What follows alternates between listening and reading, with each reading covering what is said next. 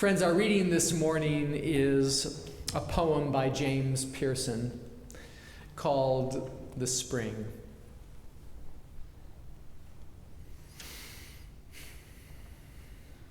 How can I love this spring when it's pulling me through my life faster than any time before? When 5 separate dooms are promised this decade,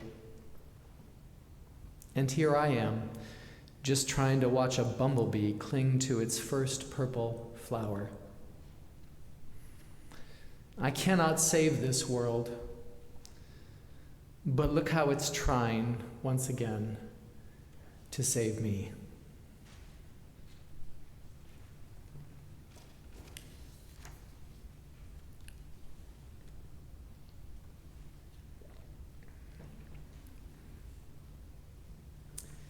So about a decade ago, I brought a dozen teenagers from my former congregation in Washington, D.C., here to Boston for an immersive experience of our Unitarian Universalist heritage. One June morning, our pilgrimage brought us to Walden Pond. We arrived at Walden early, just after dawn, my drowsy teens straggling behind me. They weren't happy about being rousted from bed so early, but I insisted that we arrive before the crowd so that we could walk the 2-mile loop around the pond in contemplative silence, like Thoreau would have. It was an unseasonably cold morning for June, and the underdressed youngsters shivered on Walden's shore while I explained the rules for our meditative walk. First, we would each walk alone. Second, we'd walk in silence. This was a time for us to be alone with nature, with our own thoughts and feelings. And third, I invited them to take their time and pay attention to their surroundings. I said, stop, look, listen. Use all your senses. These woods taught Thoreau so much. What might they teach us? My earnest entreaties were met with blank stares. The young people's silence turned to downright hostility when I opened my backpack and asked them to please deposit in it their smartphones, tablets, and other electronic devices. Oh, there was gnashing of teeth and frantic final texts sent to boyfriends back in Washington. Yet one by one, the teens handed over their devices. It dawned on me later that it cost Thoreau just $28, 12.5 cents to build his simple cabin on the pond. And there I was, toting several grand in consumer electronics, walking around Walden. But just when I thought the kids might mutiny, we heard some rustling in the forest nearby. 10 Buddhist monks, dressed in flowing gray robes, approached us along the wooden path. They too had come to Walden to practice their own tradition of walking meditation. The monks passed in silence, acknowledging us with smiles and quick bows. And whatever I had been unable to communicate to the young people about Walden's special qualities and the spiritual gifts of being in the present moment, the monk's presence conveyed 100-fold. Now the kids were ready for their journey. I'm reminded of this story because yesterday, as Jen mentioned earlier, I went to Walden with some of our own young people who also relinquished their smartphones and walked in silence, and who later whiled away the afternoon paddling down the Concord River. Meanwhile, all around us, spring flaunted her beauty. Pink dogwoods, orange orioles, loons diving deep in Walden's waters, a bald eagle overhead. I'm going to take it on faith that the young people got something out of yesterday's adventure. I hope they did. But I know I did. I know that for me, yesterday was yet another experience for me of being called back to life, to its pleasures, its beauties, its grace. These days, it feels like I need this reminder all the time. What with the drumbeat of doom and the endless distraction of our culture. Meanwhile, if we can hear it, life is always calling us back to life. In our poem this morning, James Pearson writes, "I don't know if I can save this world, but look how it's trying once again to save me." Maybe the way we'll finally save the world is if we first let the world save us. Allow life to call us back to life.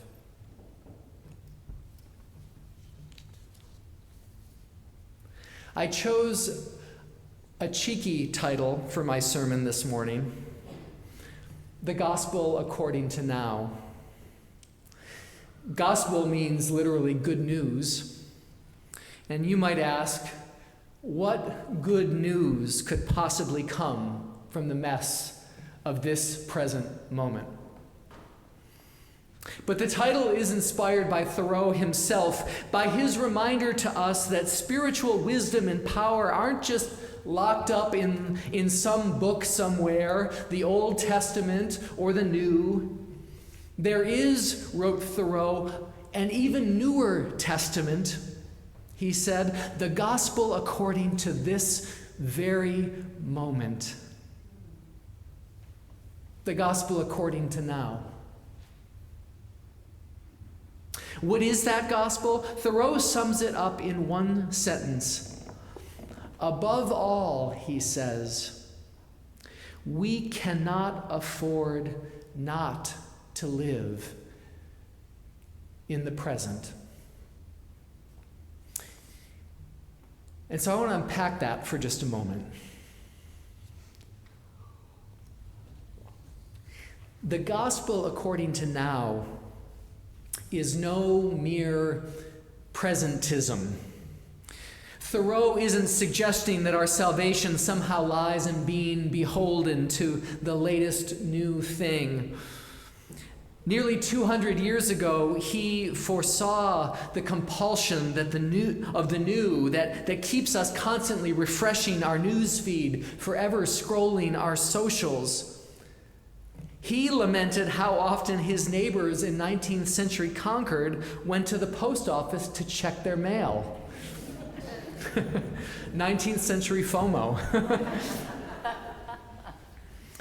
No, Thoreau meant the opposite of all this. Thoreau's salvific now is one that cuts through the noise and distraction, and in each and every moment allows us to experience the forces that uphold life, that sustain life, that connect us to life. We're not skimming the surface of the present here, we're plumbing its depths. We're allowing the particularities of the present moment to point us toward the universal. The late Harvard theologian Paul Tillich often referred to this dimension of the present moment as the eternal now. Not the frantic now, the eternal now. The now that grounds us in the real world. The now that blesses and sustains us. The now that calls us back to life. Why is it that so often my now, our now, feels so distant from this eternal now? Why is it that sometimes I don't even experience a now? Only a past I regret and a future I fret over. according to Thoreau, it's all about how we show up for the moment. It's about showing up present with all our senses. He says, to perceive freshly with fresh senses is to be inspired. My body is all sentient, and thus the age of miracles is each moment returned. I like that. Now I want to add a word of caution here. The gospel according to now is a beautiful gospel. It really is. But it can also be a heartbreaking one.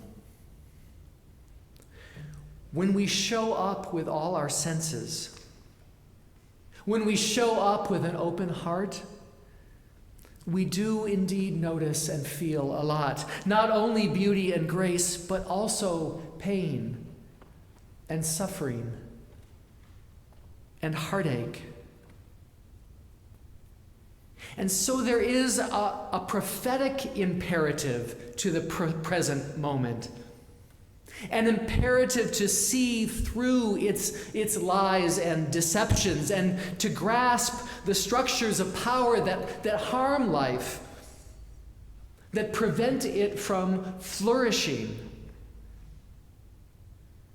Dr. King was another thinker that lifted up the importance of the now. He called this the fierce urgency of now, right?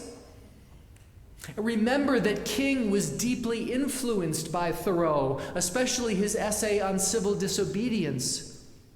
These two prophets share an urgent faith in the now, a faith that the present moment can redeem us, and that we can and must redeem it.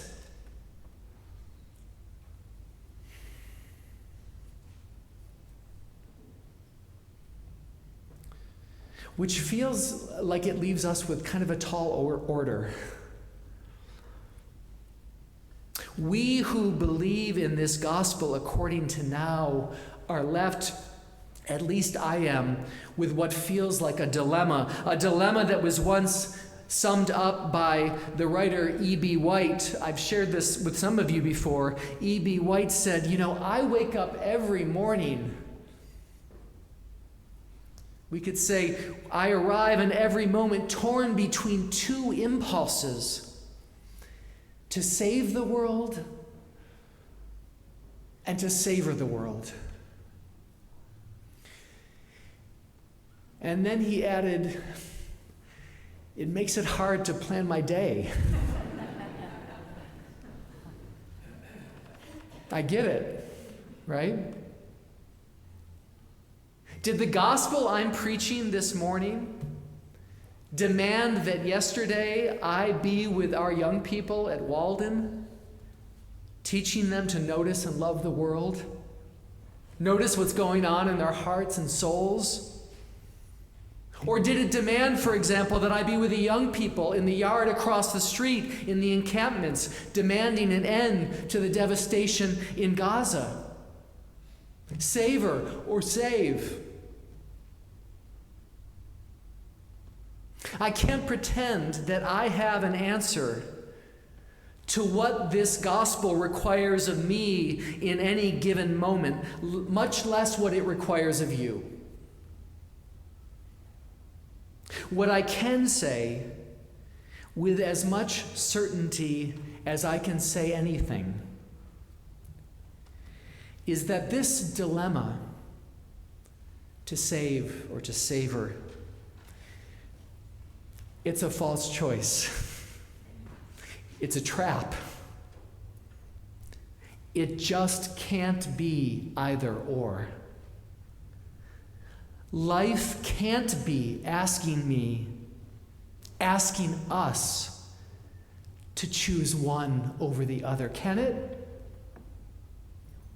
It seems life can only be asking us to discern how given the limits of our finite selves and lives, how we can be faithful to both callings, to save and to savor, without feeling like we have to do it all ourselves, all of the time.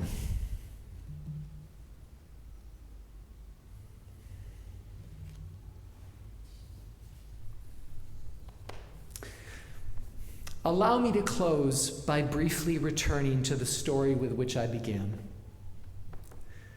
To the young people I brought to Walden a decade ago, not yesterday, but a decade ago, the ones we left shivering and without their phones on the shores of Walden. When our hour-long meditative walk was complete, we gathered in silence at the site of Thoreau's cabin. I worried that the experience had been lost on the kids. So when I asked them what it felt like, I held my breath for their responses. "It was so peaceful," said one.